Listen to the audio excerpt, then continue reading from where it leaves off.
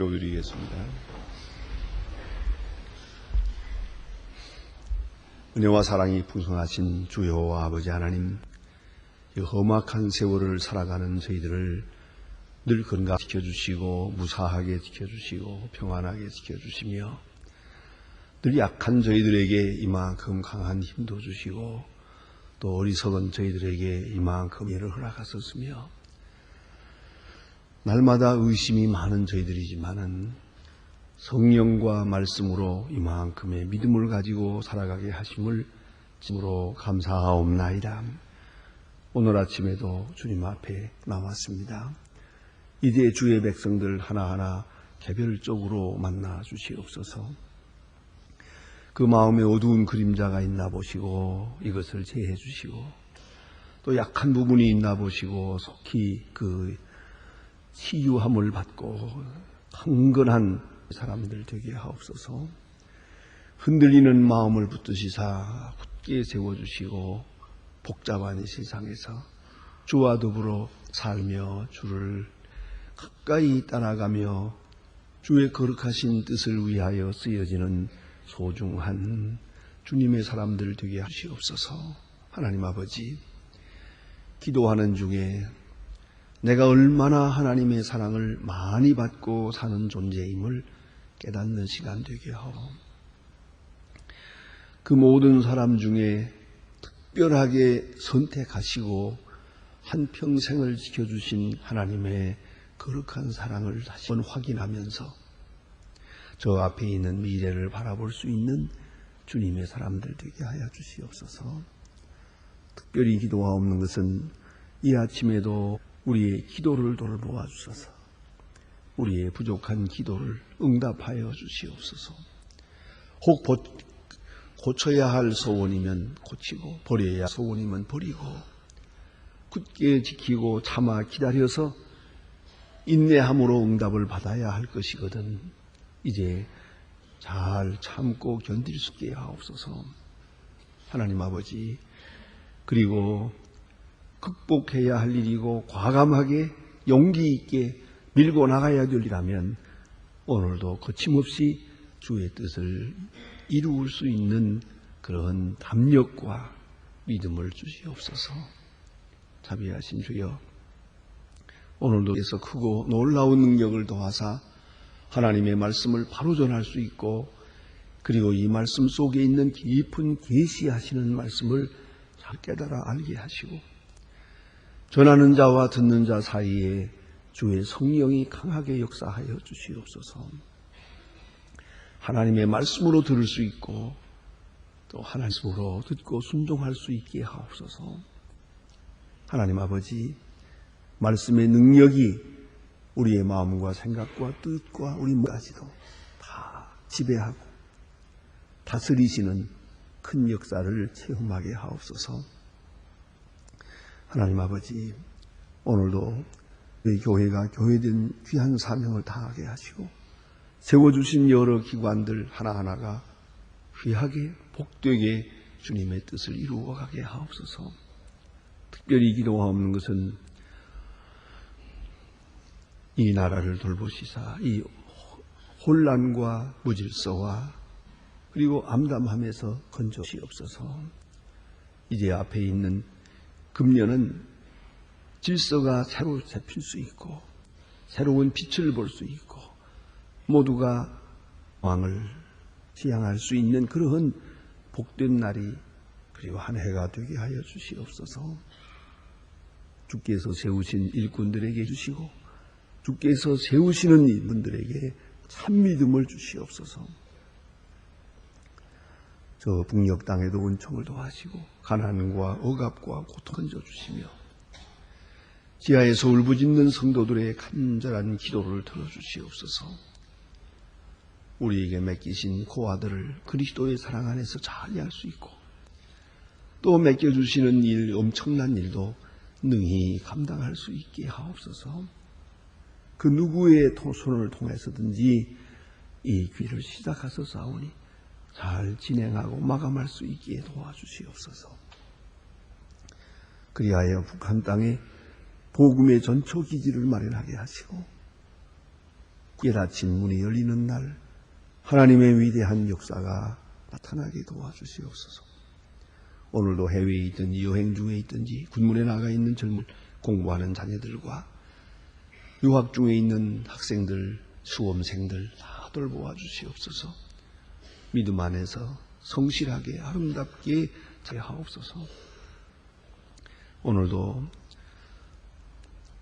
병중에 있는 자와 슬픔을 당한 가정들 하나하나 다 돌보시고 위로하시고 내일 거룩한 주일을 더 거룩하게 더 온전하게 맞을 수 있고 교회를 섬기며 성도의 교제를 나누며 하나님 앞에 예배할 때 크고 놀라운 주의 영광을 함께 보게 하여 주시옵소서. 이 하루의 모든 생활을 주께 맡기오며 주 예수 그리스도의 이름으로 기도드립니다. 아멘. 하나님의 말씀 계속해서 마태복음 26장 보게 됩니다. 마태복음 26장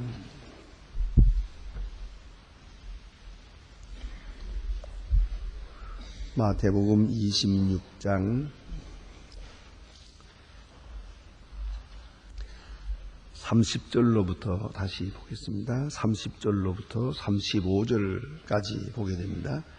30절로 15절입니다. 지금 다 같이 한 목소리로 봉독하시겠습니다. 때에 산미하고 감람산으로 가니라. 예수께서 제자들에게 이르시되 밤에 너희가 나 달을 보리리라. 기록된 바 내가 목자를 치리니 양의 떼가 흩어지리라 하였느니라. 그러나 내가 살아난 후에 너희보다 먼저 갈릴리로 가리라. 베드로가 대답하여 다 주를 버릴지라도 나는 언제든지 버리지 않겠나이. 예수께서 가라사대 내가 진실로 네게 이르노니 오늘 밤 닭이 울기 전에 3번 나를 부인하리라. 베드로가 가라되 내가 주와 함께 죽을지언정 주를 부인하지 않겠나이다 하고 모든 제자도 이와 같이 말하니라. 아멘. 예수님께서 마가의 다락방에서 모름지기 마가의 다락방에서 성만찬 예식을 행하십니다. 이 마태복음에는 간단하게 사건만 기록하고 있습니다만은 요한복음을 볼 것 같으면 여기는 좀 더 보충적으로 더 자세하게 많은 것을 설명해 줍니다. 요한복음 13장부터 시작해서 13장, 14장, 15장, 16장 이렇게 넉 장에 걸쳐서 계속해서 긴 설교의 말씀을 하십니다. 제자들을 마지막으로 대하는 시간입니다. 어찌하니 그렇겠습니까? 아주 귀한 말씀, 아주 좋은 생의 결론적인 말씀이요. 사역의 마감을 하는 그런 말씀, 또 그리고 귀중한 일을 부탁하는 그런 말씀을 하셨습니다. 그리고 나서 본문에 보는 바와 같이 이제 감람산으로 갑니다. 근데 오늘 본문에 놀라운 것은 예수님께서 말입니다. 십자가를 지십니다. 십자가를 지시기로 결심했고 십자가를 지시겠다는 것을 예고하고 있습니다. 또 그것을 확정하기 위하여 이것이 무엇을 의미하는가 하는 것을 상징적으로 보여주기 위해서 성만찬 예식을 행했습니다. 이것은 내 살이요 이것은 내 피라고. 이것을 행하여 나를 기념하라. 한마디로 말하면 장례식까지 다 한 겁니다. 예수님의 마음속에서 벌써 이 귀중한 역사를 다 이곳 십자가 사건을 다 끝내. 예수님의 마음속에는 지금 십자가밖에 없습니다. 십자가 사건을 그리고 가득 차 있습니다. 비장한 결심으로 지금 마지막 하룻밤 밤새 기도하기 위해서 겟세마네 동산으로 올라가십니다. 생각하면 얼마나 비장한 시간입니까? 예수님의 마음이 얼마나 아프겠습니까? 이제 내일 아침 또 다음 시간에 보게 됩니다마는 민망하여 죽게 되었다고요. 많은 고민이 있고 번민이 있습니다. 여러 가지를 있죠. 예수님이 하신 일, 앞에 있는 핍박, 제자들의 배신, 또 이 되어질 일들 생각하면 정말 얼마나 초조하고 불안한 시간입니까? 많은 오늘 본문을 자세히 보면 찬미하고 감람으로 가니라. 찬미하고 감람산으로 가니라. 다른 사본에 보면은 규례를 따라 그랬습니다. 예수님은 늘 이렇게 기도하시는 사람이었어요. 사건이 있을 때마다 기도했어요. 큰 사건이 있을 때마다 밤을 새워 기도하셨어요. 또 기도하러 갈 때 예수님은 제자들과 함께 가면서 찬미하며 갔어요. 규례를 따라서 습관대로 평소에 하던 바와 같이 찬미하며 갑니다. 여기서 우리는 생각해야 합니다. 기도하던 사람 늘 기도하고 찬미하던 사람 늘 찬미하고 그렇습니다. 이것은 최우선적인 일이니까 기도하고 찬미하는 것 이건 절대 우선인 것이고 이 큰 원칙은 절대로 변할 수가 없어요. 다른 일은 다 변해도 말입니다. 뭐 어려운 일도 있고 좋은 일도 있고 고난당하는 일도 있고 뭐 시험도 있겠죠. 그러나 감람산으로 가면서 찬미하는 이 거룩한 규례는 그대로 지켜졌어요. 이것이 중요한 점이에요. 그 다음에 가면서 하시는 말씀입니다. 가면서 예수님은 다 알고 계시기에 말합니다. 오늘 밤 너희가 다 나를 버리리라. 그리고 성경을 인용하셨습니다. 성경에 있는 말씀 스가랴 13장 7절에 있는 말씀을 합니다. 예수님께서 암송하고 계시는 겁니다. 내가 목자를 치리니 양의 떼가 흩어지리라. 목자를 치면 양떼가 흩어질 것은 당연합니다. 그런 유목민 생활 속에 있는 그런 풍속을 소재로 해서 말씀하고 계십니다. 목자를 치니 양은 흩어지는 것처럼 이제 대제사장의 무리들이 와서 나를 체포할 것이다. 나를 체포하게 될 때 제자 너희들은 다 흩어지게 될 것이다 라고 말합니다. 예언하십니다.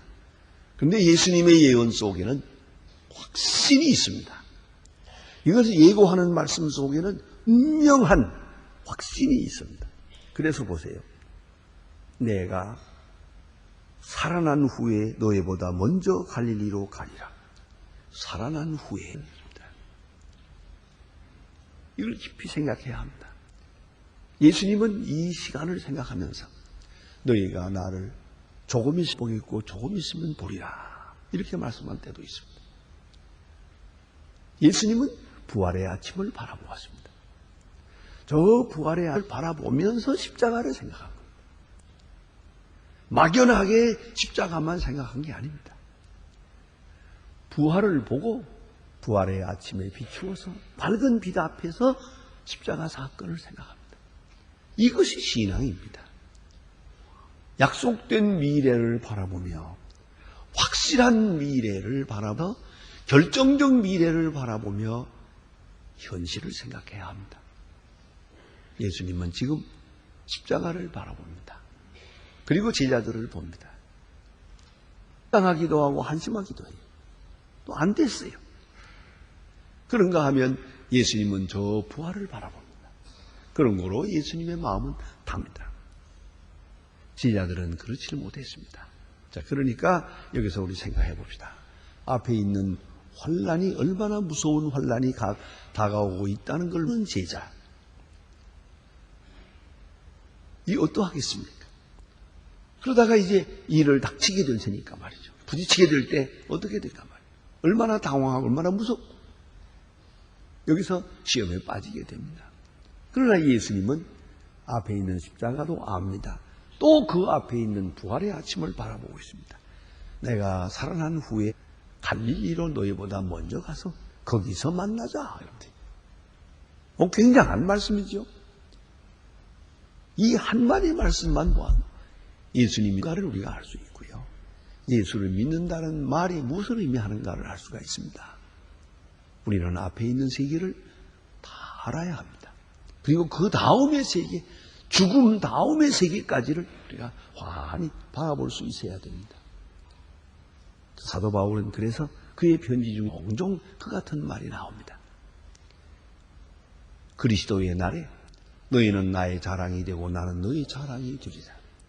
그리스도의 날에, 언제나 그리스도의 날, 주님을 만났을 때 그때 그 하늘나라에서의 그 시간을 생각을 했어요. 그래서 그 목표를 향해서 달려갔어요. 그런 거로 아무 근심도 두려움도 없었던 것이죠. 그래 오늘 여기 예수님께서는 미래를 알고 계셨다는 거죠. 특별히 종말적인 미래, 궁극적 미래를 확실하게 알고 계시네요. 죽고 살아날 것이다. 그런 거로 찬송합니다. 태연하게. 그러면서 제자들과 함께 겟세마네로 가고 있습니다. 그리고 예언하기를 너희들은 다 흩어질 것이다 라고 말합니다. 그런데 늘 이 베드로 좀 다혈질의 사람이에요. 가만히 보면요, 12제자 중에 수제자라고 하는데 예수님이 무슨 질문만 하면 꼭 먼저 대답하거든요. 그런 좀 다혈질의 사람이에요. 근데 오늘 본문을 보면 참 대단히 좀 안 됐지만 재미있는 아이러니가 있습니다. 여기 보니 무슨 합니까? 다 줄을 버릴지라도 그렇게 말합니다. 다 줄을 버릴지라도 나는 아닙니다. 나는 안 버릴 것입니다. 자기를 자랑했어요. 자기 과신했어요. 설사 버리는 일이 있어서 다 도망을 가도 나는 절대로 안 그럴 것입니다. 죽을지언정 부인할 것입니다. 이렇게 말합니다. 장담을 했어요. 자기를 믿었어요. 자기 자신을 믿었어요. 그러나 여러분 아시는 앞에 있는 사건이 어떤 것이라는 걸 모르면서 장담하는 것처럼 바보스러울 일이 없어요. 그건 미련한 것이죠. 지금 있는 건 십자가입니다.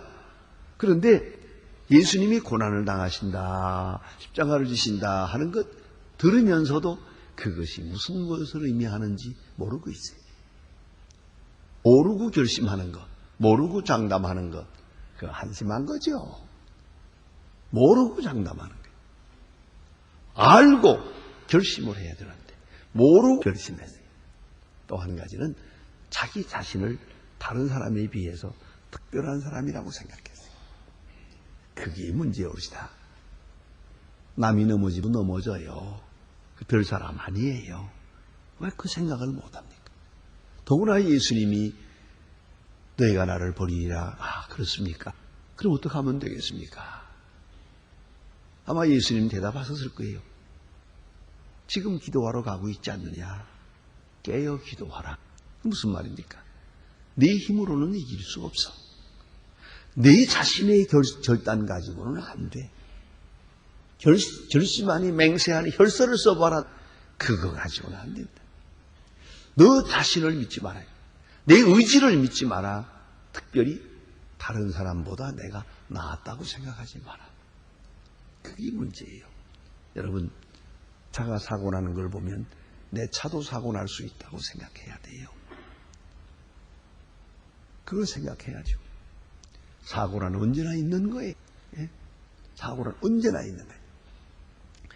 언젠가 한번 미국에서 보니까 제가 아는 장로님 한 분이 아주 크다 이제 중고 자동차를 타고 다니요. 그게 큰 차가 필요 없는데 그거 뭐 더구나 한국 사람 조그만 사람 하나 앞에 앉았는데 보이지도 않아요. 그런 큰 아주 캐딜락 옛날 구형 큰 캐딜락 그것도 특별히 많이 낡았어요. 아마 한 7, 8년 된 것 같아요. 그걸 덜덜덜 타고 다니요. 왜 이렇게 큰 차를 이 기름도 많이 먹는데 이를 타고 또 주차하기도 힘들고 한데 이거 타고 다닙니까? 그랬더니 하는 말이 있어요. 제가 이런 차 2번째 타는 겁니다, 이게. 얼마 전에 정말 이 나이가 많으신 분인데 운전이 서툴어져. 그런데 차 사고가 나는데 그냥 옆으로 뒤로 받아가지고 아주 차가 아주 토탈 로스트돼서 완전히 다시 수리할 수 없게끔까지 됐는데 그때 생각했습니다. 이게 작은 차라면 우리 내외가 함께 죽었다 이거는. 차가 워낙 커서 그리고 튼튼해서 살았대요. 그러니까 저는 기름이 얼마를 먹든지 말든지 상관 안 합니다. 차가 좋으냐 나쁘냐 문제가 아닙니다. 우선 살고 볼 거니까. 또 제 나이를 압니다. 지가 운전이 서툴다는 것도 압니다. 그래서 그분은 가만히 보니까 고속도로를 절대로 안 타더라고요. 그게 무서워서 못 올라가겠대요. 그래서 그저 언제나 로컬로만 다니는 거예요. 그렇게 다니는 왔어요. 자, 자동차 하면은 우선 안전이 먼저 아닙니까? 아, 잠깐 살고야 볼 거지? 가장 용한 게 뭐겠습니까? 차 사고? 그건 있는 거예요. 없다고 생각하면 안 돼요. 누구에게나 있는 거예요. 그래서 저희가 1년에 한두 차례 우리 교육자들 다 같이 좀, 그저 바람 쐬러 나갈 때가 있는데요. 뭐 강원도 가서 그저 점심 한 끼 먹고 오는 겁니다만. 근데, 그 갈 때, 뭐 간단하면, 그저 그 한 20명 타는 마이크로버스 하나 내서 그 버스 안에서 서로 이해하고 그리고 가면 좋겠죠. 그래서 그 안 해요. 전부 각자 몰고 가자. 왜 그러냐? 다 같이 타고 가다가 사고란 있는 건데 꽝 나고 사고 나면은 신문이 뭐라고 나? 소망교회 교육자 몽땅 죽다 이렇게 날 거니까 그잖아요. 여러분, 내가 탄 차는 사고 나지 말라니까. 아, 내가 기도하고 출발했으니까 절대 안 해. 쓸데없는 생각하지 마세요. 다른 사고가 있으면 내 차에도 사고가 있고요. 내가 탄 비행기가 떨어질 수도 있고요. 예? 나는 다른 사람과 같은 거예요. 저분이 실수했으면 나도 실수하는 거예요. 그런 거로 남의 실수를 비방할 수가 없어요. 내가 그 처지에도 나도 마찬가지예요. 그럴 수 있다는 걸 잊지 말아야 돼. 내가 여기서 실수해요. 좀 더 엄격히 말씀을 드리면은 다른 사람은 다 버릴지라도 나는 아닙니다. 내가 수제자가 아닙니까? 내가 누굽니까? 내가 주는 그리스도시요 살아계신 하나님의 아들이라고 고백하고 주님이 나에게 천국 열쇠를 준다고 하지 않았습니까? 내가 지금 천국 열쇠를 가지고 있는 사람인데 내가 예수를 모른다고 하겠습니까? 나는 특별하다. 나는 특별해야 한다. 큰 소리 쳤지요. 그런데 여기 아이러니가 있어요. 솔직히 말하면 다른 사람들은 다 도망갔지만 모른다고 하진 않았어요. 베드로만 예수를 부인했어요. 그렇잖아요. 베드로만 왜 그렇게 가까이 따라갔다가 창피하게 3번이나 예수를 모른다고 했잖아요. 다른 사람들은 슬그머니 피해서 나타나지 않았어요. 같이 따라가지는 못했지만 예수를 부인한 일은 없어요. 베드로는 예수를 부인하게 됐어요. 나만은 절대 아닙니다 하더니 나만 부인했다니까요. 나만은 절대 예수를 믿겠습니다 하더니 베드로 홀로 예수를 3번이나 모른다고 하는 가장 부끄러운 제자가 된 것이에요. 여러분, 자기 자신을 믿지 마세요. 믿을 것이 못 돼요. 그렇기 때문에 기도해야 돼요. 그렇기 때문에 계속적으로 말씀을 들어야 돼요.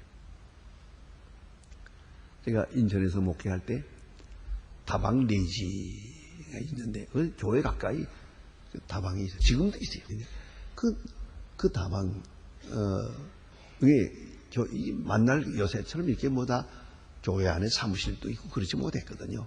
그래서 손님들 거기서 많이 만났는데 그 계기가 돼가지고 다방 내지를 전도해서 예수 믿게 했어요. 집사도 됐어요. 그 다방은 계속해요. 다방 아주 그건 프로니까요 아주. 일하시는데 사실은 그 주일날도 그 다방 문을 열기 때문에 바쁘거든요. 그래도 예배 시간은 꼭 참석을 해요. 낮에도 나오고 저녁에도 나오고. 좀 기특하기도 하고. 그래서 제가 언제 한번 칭찬을 했어요. 그 바쁜 중에 그렇게 교회 열심히 출석해 주어서 참 고맙고. 그것도 생전 처음 믿는 거거든요. 처음 믿는 사람이 그렇게 부지런히 시간마다 교회에 나오는 것을 칭찬했어요. 그분의 대답이 이렇습니다. 그것은 누구 위한 게 아닙니다. 내가 한 주일 교회 안 나가면 그건 그 한 주일 동안 내가 시험을 이길 수가 없습니다. 매주일 나가야 내가 이 인격과 그리고 믿음과 여기서 질 수가 있어요. 하루 빠지면 벌써 넘어집니다. 하루도 이 말씀을 듣고 예배하는 일, 그것이 없으면 할 수가 없어요. 내가 그 말씀하는 걸 다 깨닫는 건 못 됩니다. 내가 생각해도 다 깨닫지 못하나, 그러나 교회에 갔다 와야 넉넉하게 시험을 이길 수가 있습니다. 베드로가 지금 이렇게 장담을 했어요. 장담했는데 깨어 기도하지 못했어요. 그건 뭘 말하는 겁니까? 뭐 꼭 그러리라고는 안 하지만 기도 없이도 시험을 이길 수 있다고 생각했거든요. 자기 혼자에 있는 결단으로 가능하다고 생각했어요. 내가 결심하면 된다고 생각했어요. 됩니까? 그게? 여러분 될 수 있습니까? 자기 마음을 자기가 믿을 수 있습니까? 세상에 못 믿을 것은 내 마음이에요. 못 믿을 것은 내 결심이에요. 허리지 말아야 합니다. 기도 없이 절대 시험을 이기지 못해요. 기도 없이 하는 말, 이 큰 소리, 장담하는 말 아무 소용없는 거예요. 그걸 잊지 말아라. 나 혼자서 예수 믿은 것도 아니고 오늘까지 믿음을 지켜온 것도 내 힘이 아니에요. 주께서 내게 이만큼 힘을 주시고 은혜 베푸신 것이고요. 오늘도 내일도 내가 예수를 따라간다면 주님께서 나에게 힘을 주셔야 돼요. 말씀을 계속 공급해 주시고 성령의 감화를 계속 주시고 힘 주시고 능력 주시고 붙들어 주시고 치유해 주시고 그래야 세상을 이길 수가 있어요. 많은 시험을 이길 수가 있습니다. 나는 버리지 않겠습니다. 나는 다른 사람과 다릅니다. 이러한 헛된 믿음, 헛된 자기 자랑, 헛된 자기 과신이 베드로를 더 부끄럽게 만들었어요. 마침내 그는 한평생 예수를 3번 모른다고 한 그 사건으로 인해서 아침마다 닭 우는 소리가 나면은 무릎을 꿇고 참회의 기도를 했다고 합니다. 이게 예수님 말씀이 닭이 2번 울기 전에, 닭 울기 전에 3번 나를 부인하리라 그랬잖아요.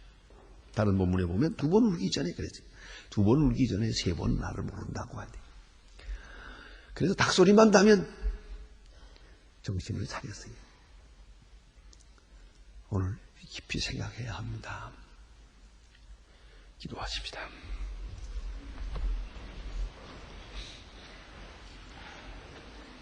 하늘에 계신 우리 아버지여 이름이 거룩히 여김을 받으시오며 나라의 마옵시고 뜻이 하늘에서 이룬 것 같이 땅에서도 이루어지이다.